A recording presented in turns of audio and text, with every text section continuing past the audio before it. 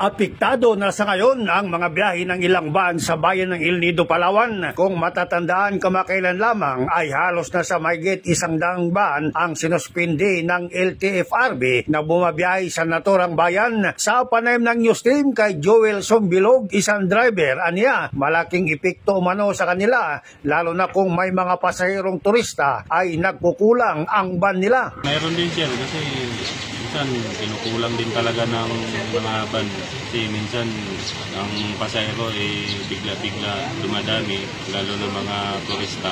Minsan kinukulang pa rin talaga. Ibig sabihin talagang apektado yung biyahe ninyo? Kapag ganun talaga sir. Dito ganun din, lalo na ngayon itong araw ng patay. Undas o? Undas. Medyo kailangan din talaga ng mga tao ng masakyan. Dahil sa kakulangan ng van, kailangan pa nila umanong magbiyahe ng balikan para ma-accommodate ang mga pasahero. Sa ngayon, ilan na lang kayong bumabiyahe ngayon sa biyaheng El Nido, Taytay? Marami pa rin sir. Pero kung tutusin talaga, kulang pa rin yung van. Talagang hindi sapat? Oo, hindi talaga sapat. Katulad kahapon, dito daming pasahero. Kinukulang talaga yung van. Dahil kinukulang sa isang araw, nakakailang biyahe o round trip yung van natin dito? Minsan, dalawa, ganyan, balikan. Pagka galing mo na El Nido, minsan pagdating dito, balikan na naman ulit, balikan, round trip. Okay, para maka-accommodate lang yung mga pasahero, ano po? Ayon naman kay Jigo Billones, driver biyaheng El Nido, aniya masakit para sa kanila dahil sa malaking epekto mano ito sa mga commuters. Masakit sir kasi kailangan natin ng van ngayon ay wala, nasuspindi.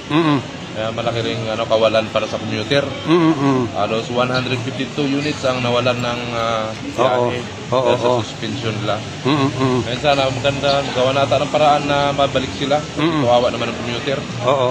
Bali, wala kasing ibang makuwang sasakyan. Dagdag pa nito, dahil sa 152 unit ang nawala, malaki umano ang naging epekto nito sa mga commuter na sana'y maibalik muli ang mga nasuspende. Opo, malaki po talaga. Hindi lang karamihan kalahatan talaga sir kasi sa 154 units na wala. Halos ang commuter natin hirap po makakommute. Wala sasakyan na iba. Kaya sana bigyan ng yan na makabalik sila. Bing Bataga, Basta Radyo, i-bandera mo!